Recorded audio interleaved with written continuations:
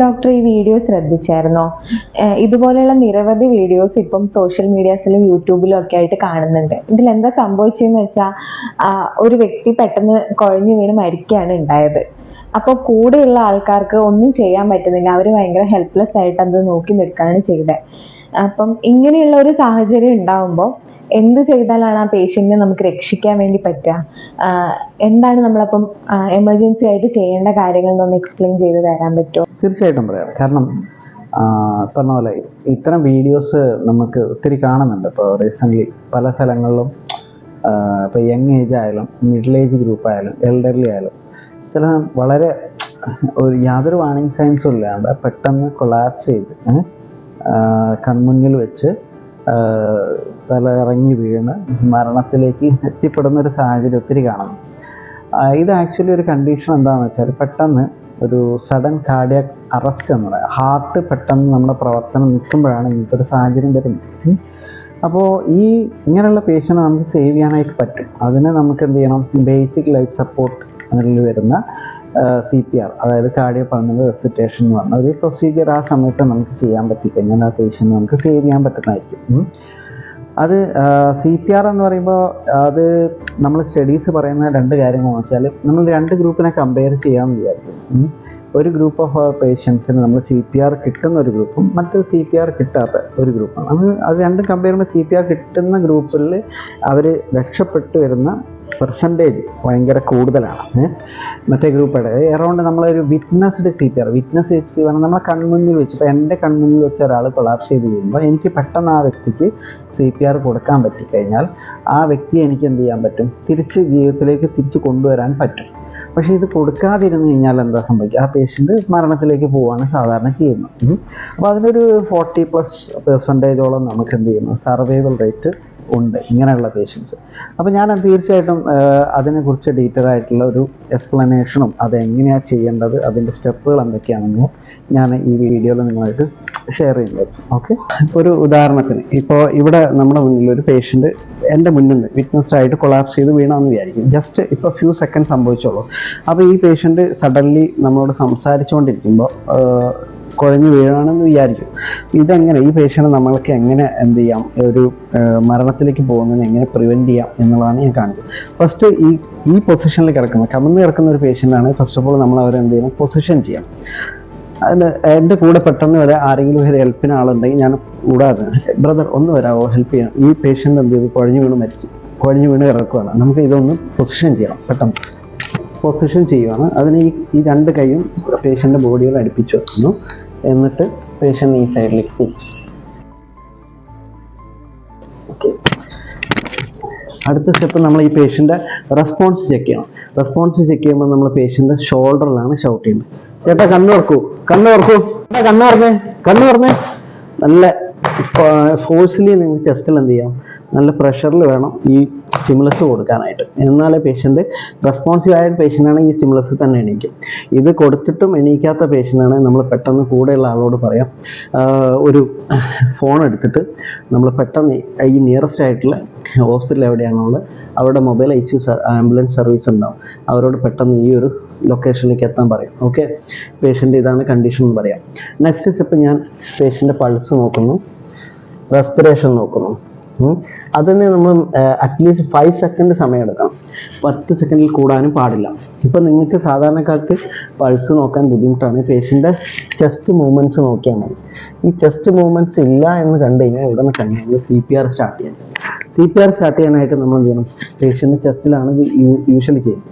ഇവിടെ ഒരു chest bone ഉണ്ട്, നമുക്ക് പാൽപ്പേറ്റ് ചെയ്യാൻ പറ്റും. പേഷ്യൻ്റ് മെയിൽ പേഷ്യൻ്റ് ആണെങ്കിൽ നമുക്ക് പെട്ടെന്ന് ഷർട്ടെല്ലാം റിമൂവ് ചെയ്തിട്ട് ആ ഒരു ഏരിയ ചെസ്റ്റ് ഏരിയ എക്സ്പോസ് ചെയ്യുന്നതാണ്.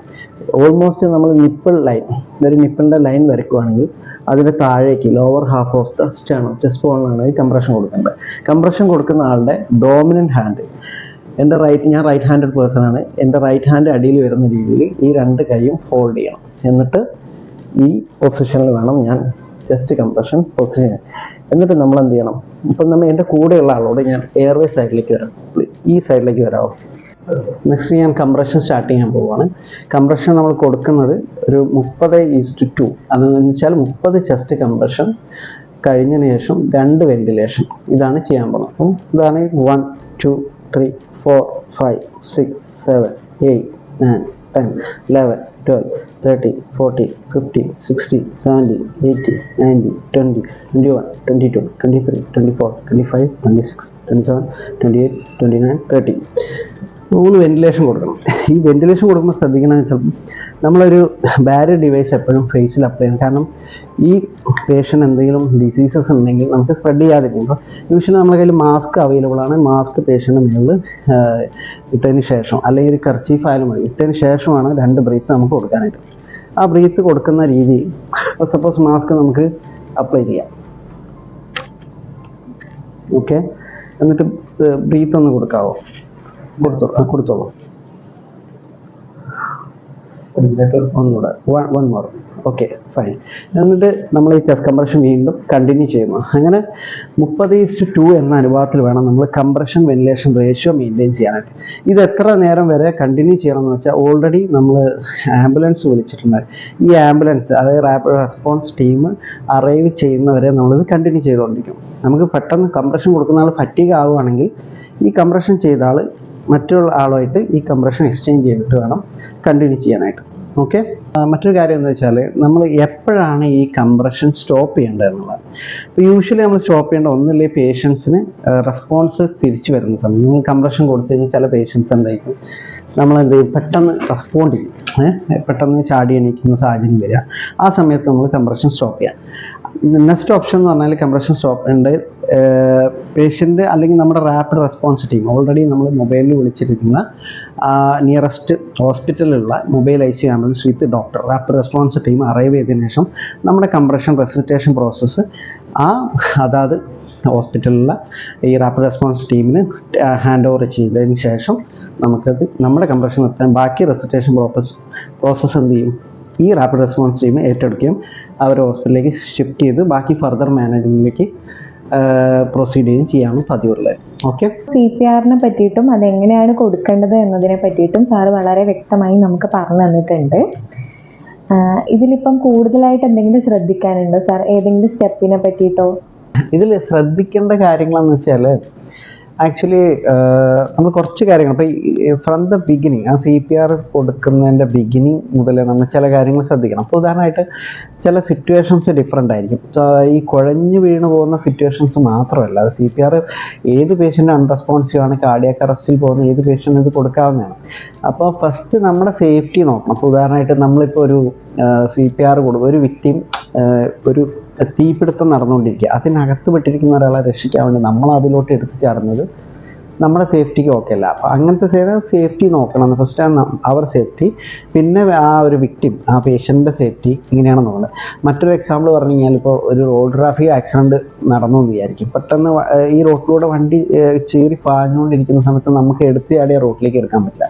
അപ്പോൾ അവിടെ എല്ലാം വണ്ടിയെല്ലാം നിർത്തി ബ്ലോക്ക് ആക്കിയിട്ട് വേണം എന്ത് ചെയ്യണം, ആ പേഷ്യൻ്റെ അടുത്തേക്ക് നമ്മൾ ശ്രമിക്കുക. അതാണ് അവർ safety first and then patient safety എന്ന് പറയുന്നത്. അപ്പോൾ പിന്നെ ആ സീൻ സേഫാക്കി വെക്കുന്ന ഒരു സിറ്റുവേഷൻ. അപ്പം ഒരു ഹോളിൽ വെച്ചാണ് സംഭവിക്കുന്നതെന്ന് വിചാരിക്കും. ഒരു ഹോളിൽ വെച്ച് ഒരാൾ പെട്ടെന്ന് കൊളാപ്സ് ചെയ്ത് വീഴുമ്പോൾ എല്ലാ ആളുകളും ചുറ്റും കൂടി നിൽക്കും. ചുറ്റും കൂടി നിൽക്കുമ്പോൾ ഈ വിക്ടിമിൻ്റെ അടുത്ത് ആരും പോയിട്ട് ഈ CPR ചിലപ്പോൾ ചെയ്തുകൊണ്ടിരിക്കുക. അപ്പോൾ ഇതിനെക്കുറിച്ച് അറിയാവുന്ന ഒരാൾ എന്ത് ചെയ്യണം, അവിടെ ആ ഒരു ലീഡർഷിപ്പ് എടുത്തിട്ട് എല്ലാവരും മാറ്റി നിർത്തിയിട്ട് ആ CPR എന്ത് ചെയ്യണം, പ്രോസസ്സ് അവിടെ സ്റ്റാർട്ട് ചെയ്യണം. മനസ്സിലായി? അതൊരു കാര്യം. പിന്നെ രണ്ടാമത്തെ കാര്യം എന്ന് വെച്ചാൽ, നമ്മൾ CPR കൊടുക്കുന്ന സമയത്ത് നമ്മുടെ കൈയില്ലേ, യൂഷ്വലി എല്ലാവരും നമ്മൾ ഈ എൽബോ സ്ട്രെയിറ്റ് ആയിട്ട് പിടിക്കണം.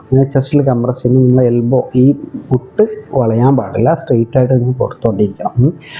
പിന്നെ ഇത് എപ്പോൾ വരെ കണ്ടിന്യൂ ചെയ്യണം എന്നുള്ള കാര്യത്തിലാണ് അടുത്തൊരു ഇതുള്ളത്. പിന്നെ നമ്മൾ CPR കണ്ടിന്യൂ ചെയ്യേണ്ടത്, ഒന്ന് ഈ CPR കൊടുത്തുകൊണ്ടിരിക്കുന്ന ആൾ പെട്ടെന്ന് ക്ഷീണിക്കുകയാണെങ്കിൽ ഒരാൾ ഹെൽപ്പിനുണ്ടെങ്കിൽ മറ്റൊരാളെ കൊണ്ട് പെട്ടെന്ന് ആ കംപ്രഷൻ റീപ്ലേസ് ചെയ്യാം. മനസ്സിലായോ? അല്ലെങ്കിൽ എവരി 2 minutes എന്ത് ചെയ്യണം, ഈ കംപ്രഷൻ CPR എന്ന് പറഞ്ഞ ആ പ്രൊസീജിയർ ഇങ്ങനെ സ്വിച്ച് ചെയ്തുകൊണ്ടിരിക്കണം. അതൊരു കാര്യം. എത്ര വരെ കൊടുക്കണം എന്ന് വെച്ചാൽ, അന്ന് നമ്മൾ റാപ്പിഡ് റെസ്പോൺസ് ടീം, നമ്മളിപ്പോൾ ആ സമയത്ത് ആൾ ബോധം കെട്ടുപോയിരുന്ന സമയത്ത് നമ്മളിപ്പോൾ ഒരാളെ എന്ത് ചെയ്യും, ഒരു ഹോസ്പിറ്റലിൽ വിളിച്ചിട്ടുണ്ടാവുള്ളൂ, മൊബൈൽ ICU പെട്ടെന്ന് ഒരു സ്ഥലത്തേക്ക് ഇവിടെ എത്തണം എന്ന് പറഞ്ഞത്, ആ റാപ്പിഡ് റെസ്പോൺസ് ടീം അവിടെ എത്തുന്നവരെ ഇത് കണ്ടിന്യൂ, അല്ലെങ്കിൽ പേഷ്യൻ്റ് റെസ്പോൺസ് ചെയ്യുന്നവരെ ഇത് കണ്ടിന്യൂ ചെയ്യാവുന്നതാണ്. ഇത്രയും കാര്യങ്ങളാണ് ശ്രദ്ധിക്കേണ്ടത്. പിന്നെ മറ്റേ ഏറ്റവും ഇമ്പോർട്ടൻ്റ് കാര്യം എന്ന് പറഞ്ഞാൽ, ഈ ഇതിൽ കംപ്രഷൻ ഒരിക്കലും കോംപ്രമൈസ് ചെയ്യാൻ പാടില്ല. Suppose chest compression very very important. അതിൻ്റെ ഒരു ക്വാളിറ്റി ഓഫ് കംപ്രഷൻ ഡിപ്പെൻഡ് ചെയ്യും ആ പേഷ്യൻറ്റിൻ്റെ എന്ത് ചെയ്യും ഈ സർവൈവൽ. അതിന് ഒരു 5 സെൻറ്റിമീറ്റർ അഡൽട്ടിലാകുമ്പോൾ അറ്റ്ലീസ്റ്റ് 5 സെൻറ്റിമീറ്റർ ഡെപ്തിൽ വേണം നമ്മൾ കംപ്രസ് ചെയ്യാൻ. പിന്നെ കംപ്രസ് ചെയ്ത് കഴിഞ്ഞിട്ട് ഒരു ചെസ്റ്റ് റീകോയിൽ കംപ്രസ് അമർത്തി പിടിച്ചുകൊണ്ടിരിക്കുക, അത് ആ ചെസ്റ്റിനെ കംപ്ലീറ്റ് റീകോയിൽ ചെയ്യാനും എന്ത് ചെയ്യണം പെർമിറ്റ് ചെയ്യണം. അപ്പോൾ പിന്നെ അതിൽ കംപ്രഷനിൽ ഒരിക്കലും നല്ല ഇൻറ്ററപ്ഷൻസ് ആ തടസ്സങ്ങളൊരു വരാൻ പാടില്ല. ഒരു 10 സെക്കൻഡ് മാത്രമേ തടസ്സം വരാൻ പറ്റുള്ളൂ, അത് നോക്കാം.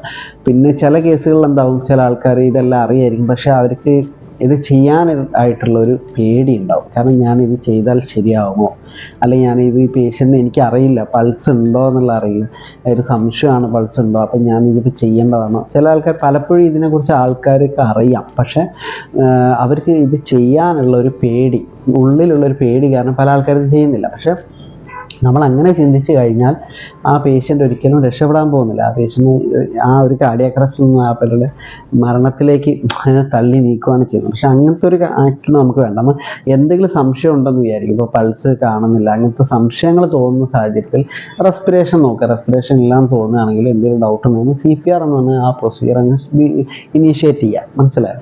CPRൽ ഒരിക്കലും കോംപ്രമൈസ് ചെയ്യാൻ പാടില്ല എന്നുള്ളതാണ് എൻ്റെ ഒരു സജഷൻസ് പറയാം.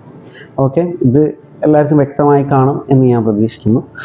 ഇപ്പോൾ ഡോക്ടർ പറഞ്ഞതുപോലെ തന്നെ CPRനെ പറ്റിയിട്ടും ബേസിക് ലൈഫ് സപ്പോർട്ടിനെ പറ്റിയിട്ടും കൂടുതൽ അറിയുന്നത് പെട്ടെന്നുള്ള ഇങ്ങനെയുള്ള മരണങ്ങൾ പ്രിവെൻറ്റ് ചെയ്യാൻ വേണ്ടി ഹെൽപ്ഫുള്ളാണ്. പക്ഷെ യാഥാർത്ഥ്യം എന്താണെന്ന് വെച്ചാൽ മോസ്റ്റ് ഓഫ് ദ പബ്ലിക്കും ഇതിനെപ്പറ്റി അവെയർ അല്ല. അറിഞ്ഞാൽ തന്നെ അത് ചെയ്യാൻ വില്ലിങ് ആവുന്നില്ല. അപ്പം പബ്ലിക് അവയർനെസ്സിന് വേണ്ടിയിട്ട് നമുക്ക് എന്താണ് ചെയ്യാൻ പറ്റുക? ഈ പബ്ലിക് അവയർനെസ് നമ്മൾ ഇമ്പ്രൂവ് ചെയ്യാനായിട്ട് നമുക്ക് എന്ത് ചെയ്യണം, ഫ്രീക്വൻ്റ് ആയിട്ട് അതിൻ്റെ എഫേർട്ട് നമ്മൾ എന്തായാലും പല ഏരിയയിൽ നിന്ന് വേണം. അപ്പം ആക്ച്വലി നമ്മളിപ്പോൾ പ്ലാൻ ചെയ്തിരിക്കുന്നത് എന്താ വെച്ചാൽ, ഞാൻ ആക്ച്വലി ഇപ്പോൾ സൺറൈസ് ഹോസ്പിറ്റൽ എമർജൻസി ഫിസിഷ്യനാണ്. അപ്പം ഞാനിപ്പോൾ ഇവിടെ വന്നിട്ട് കുറച്ച് നാളായിട്ടുള്ളൂ. അപ്പം നമുക്കൊരു വർക്ക് പ്ലാൻ ഉണ്ട് ആ ഒരു കാര്യത്തിൽ. കാരണം ഈ ഒരു ലൊക്കാലിറ്റിയിലുള്ള ആൾക്കാർക്ക് ഒരു public BLS basic life support class നമ്മൾ പ്രൊവൈഡ് ചെയ്യാനായിട്ട് പ്ലാൻ ചെയ്തിട്ടുണ്ട്.